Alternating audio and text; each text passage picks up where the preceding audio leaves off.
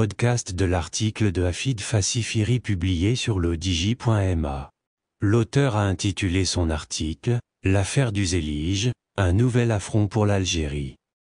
Il commence son article ainsi. Et si l'affaire du Zélige n'était qu'un subterfuge machiavélique pour détourner l'attention par rapport à ce qui se passe actuellement avec l'appropriation par l'Algérie de la mosquée de Paris avec l'aval de l'Élysée.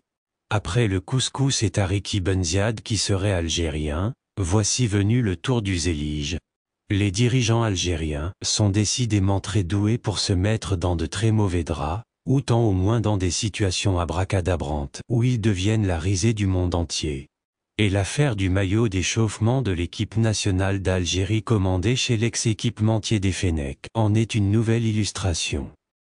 L'auteur poursuit son article ainsi. Effectivement, après la mise en demeure adressée par l'avocat du ministère marocain de la Culture au sujet de l'appropriation illégale d'un motif du Zélige marocain sur un maillot de l'équipe d'Algérie, Adidas avait annoncé la semaine dernière cesser sa collaboration avec la Fédération algérienne de football, et bien sûr avait procédé au retrait du dit maillot. Le Zélige du Maroc faisant partie intégrante du patrimoine artistique national, et Zélige de Fès étant une marque déposée et enregistrée, l'avocat du ministère de la Culture n'a même pas eu à préparer un long réquisitoire puisque l'affaire était classée et la cause entendue. Le ridicule, c'est qu'il y a quelques jours la Fédération algérienne de football, comme pour sauver la face ou les apparences, même si le mal était déjà fait, avait décidé de résilier le contrat la liant avec Adidas.